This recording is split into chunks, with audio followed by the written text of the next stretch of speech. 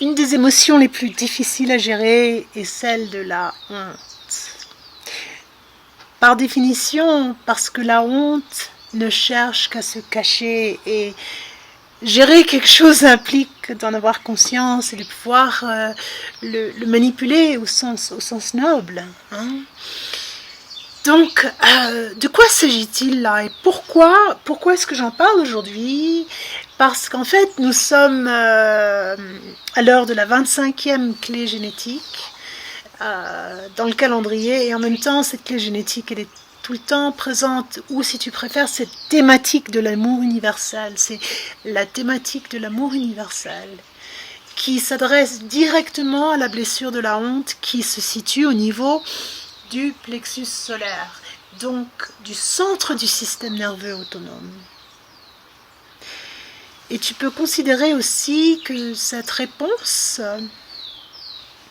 émotionnelle que nous avons vécue un jour, certainement, la totalité, pratiquement, de l'humanité. Peut-être pas les psychopathes, ils sont un peu spéciaux, mais bon, cela mis à part. Donc, cette réponse émotionnelle, au niveau du système nerveux autonome, c'est une immobilisation. Et c'est vraiment la honte, c'est pour cela que c'est tellement difficile, c'est comme si elle était déjà morte. C'est mourir de honte, c'est c'est le rejet total du soi, c'est l'identification à ce que l'on rejette. Donc on se sent comme une merde. Tu vois ce que je veux dire? C'est souvent associé à la merde, d'ailleurs.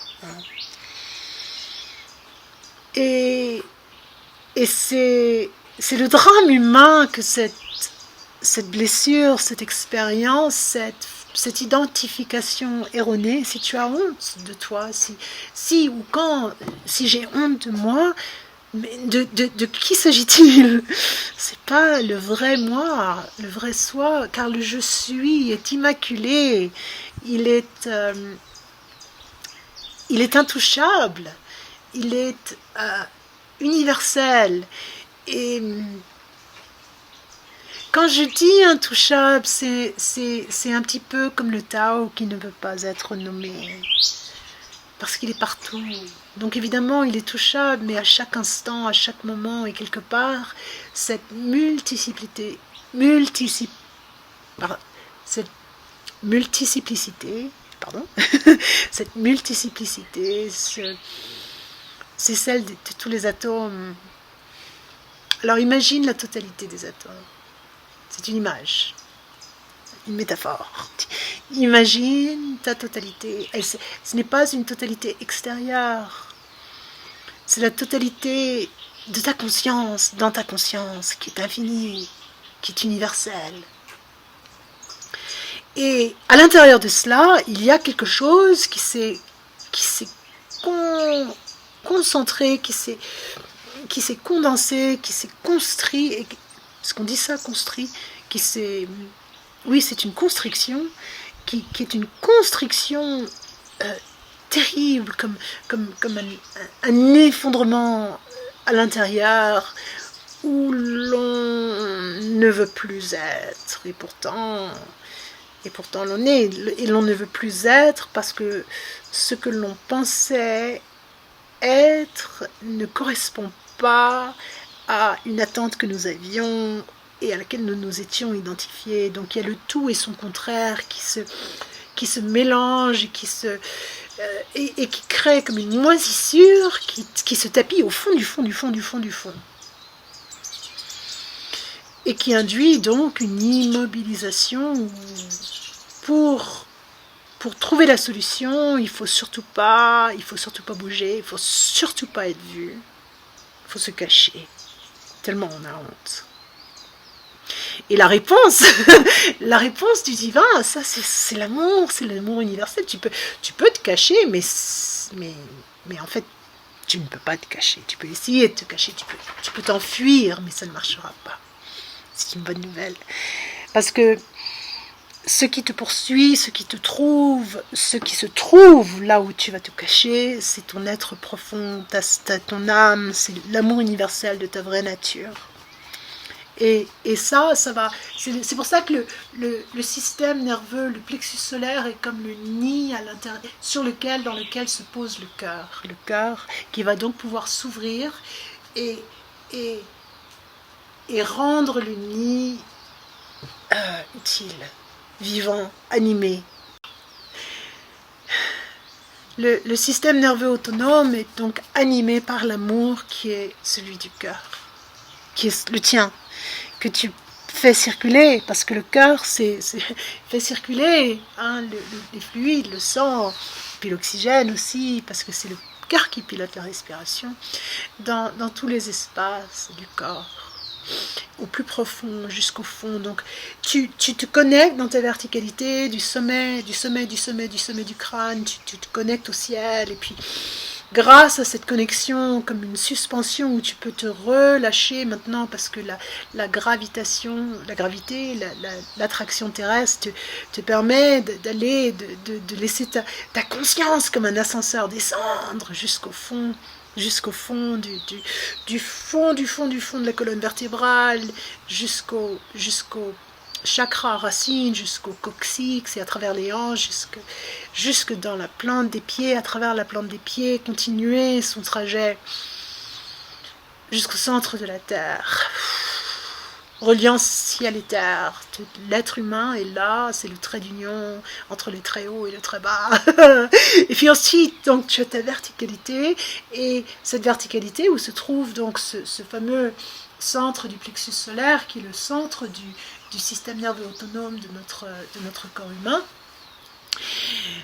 qui a peut-être donc eu cette expérience et retient encore la mémoire cellulaire, énergétique, physiologique, psychique de cette expérience de la honte, comme une crispation, une constriction, va pouvoir maintenant, parce que c'est ta charpente, c'est ta géométrie sacrée de ton humanité, tu vas pouvoir l'ouvrir à l'horizon en ouvrant les bras qui sont le prolongement, les mains, les paumes, les doigts du cœur, de ce chakra du cœur, de ce centre qui est celui où la verticalité du maintenant et de l'ici se rencontrent. Donc le moment éternel, le moment de la conscience qui est ta verticalité dans ton corps, et l'ici infini de cet horizon que nous parcourons, que nous arpentons ici sur cette terre,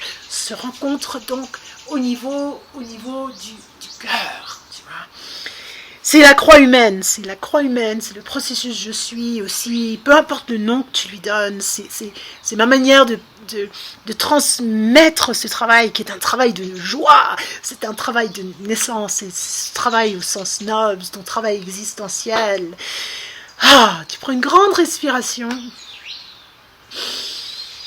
et tu sens là, au niveau du plexus solaire, tellement de personnes ont une sensation de constriction, de blocage, et c'est ok, c'est juste là que tu vas envoyer, donc consciemment, tu vas envoyer ta conscience, et ta conscience qui, rappelons-nous, c'est cet infini,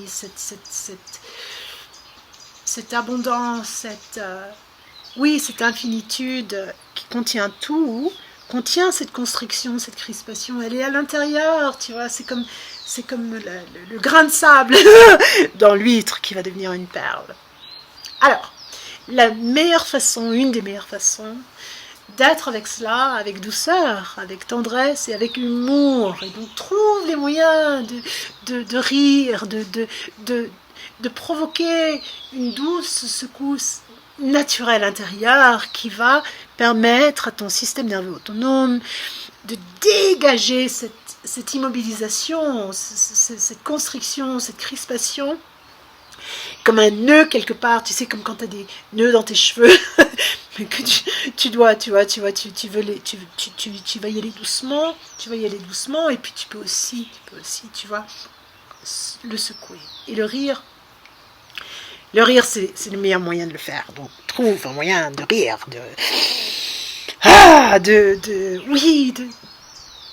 de rigoler, tu vois.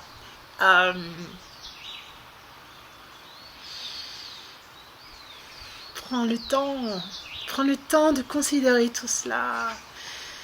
Va voir des vidéos de pandas ou de chats ou de gens qui se cassent la figure sans se casser la jambe, parce que ça, ça j'aime pas. Personnellement, les neurones miroirs, quand je vois des gens qui se font mal, ça me fait mal.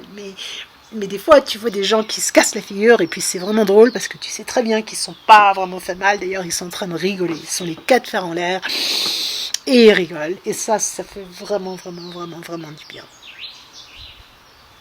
Donc, l'amour universel te trouvera où que tu sois, où que tu ailles, te trouvera. Et c'est toi qui te retrouve toi-même. Parce que c'est ce que tu es, c'est le je suis. Je suis cela, je suis l'amour universel. Dans le système des clés génétiques que j'aime bien utiliser, parce que je connais très bien, parce que j'ai traduit le bouquin, notamment, et encore autre chose, c'est un système chouette. C'est un système chouette qui nous donne une carte de la conscience avec les 64 archétypes de la conscience que sont les clés génétiques. Concentre-toi sur le Siddhi, sur la plus haute fréquence, l'amour universel.